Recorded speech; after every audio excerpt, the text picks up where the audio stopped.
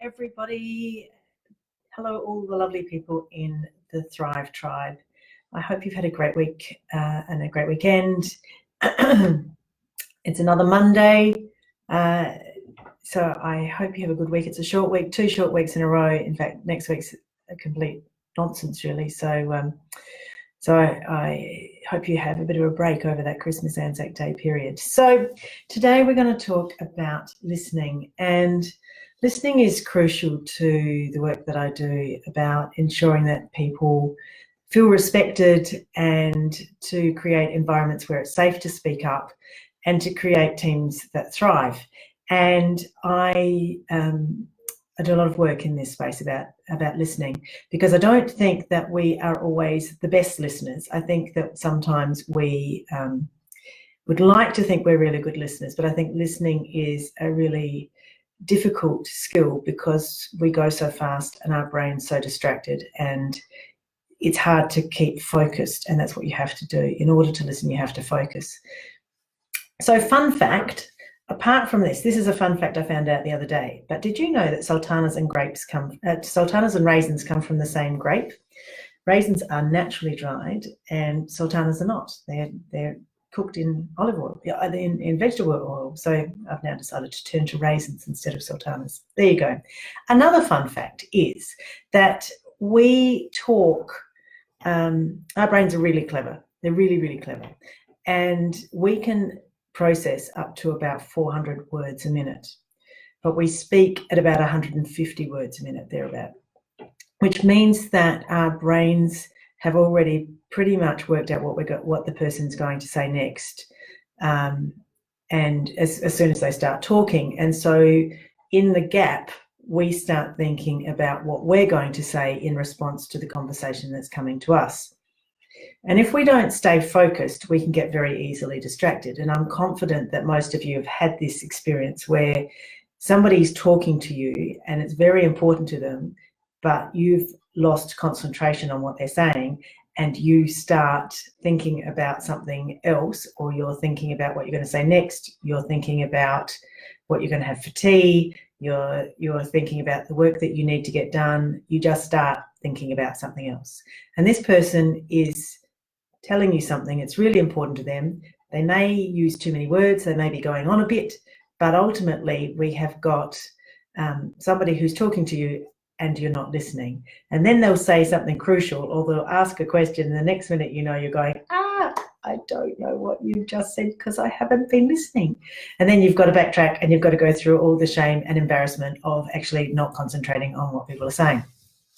And that's really common, and that's what we do a lot. And it happens a lot, particularly when we know people really well, because we second guess what they're going to say.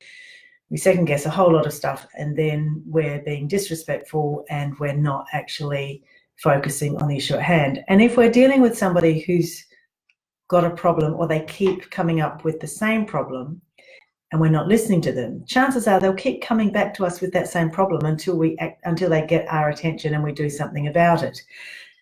I have this rule, which is that no one says anything for no reason, that there is always a reason why they are telling you something. Even if it sounds boring, laborious, they've told you 100 times, for them, they're needing something from you and you're not giving it, and they'll just keep repeating that until you fill in that gap, until you meet that need. So that can happen in lots of different ways. And I know that we tend to then just sort of react in a similar fashion, and we don't listen to people, and we then continue the cycle.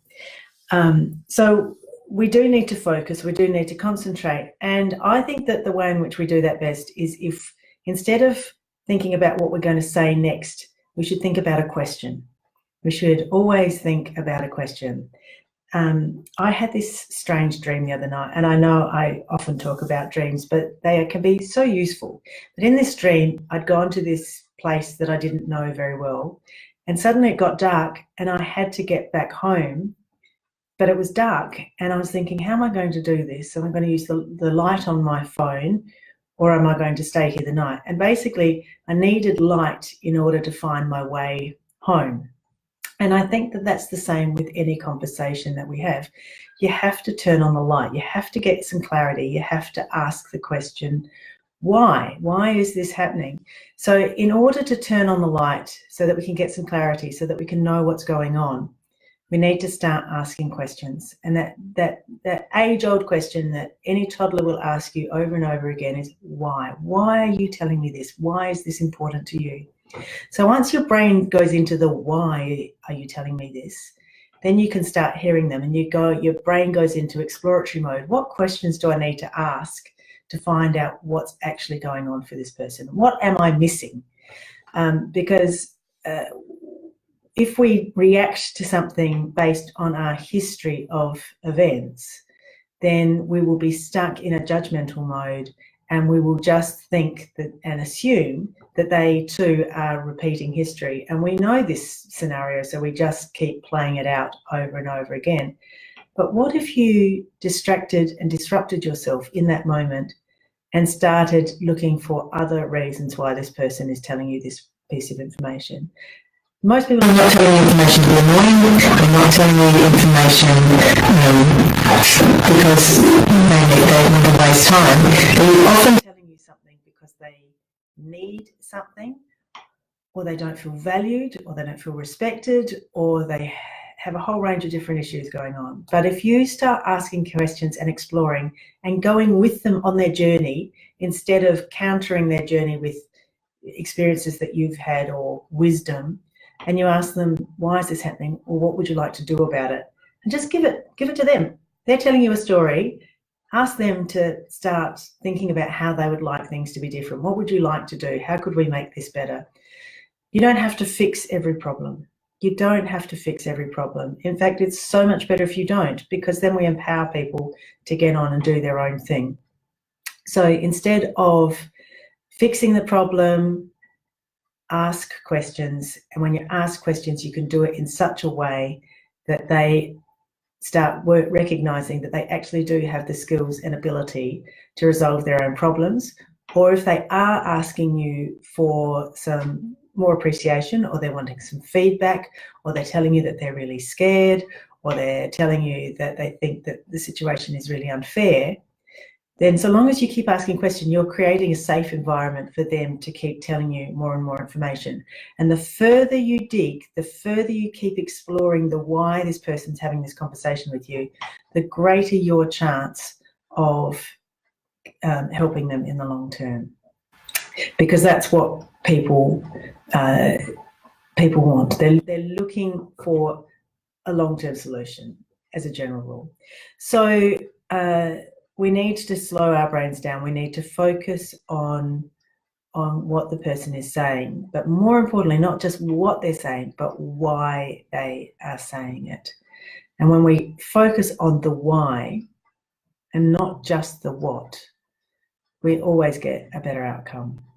So look, I hope that was helpful for you. I think that listening is crucial. It is absolutely crucial. It goes to making people feel very respected.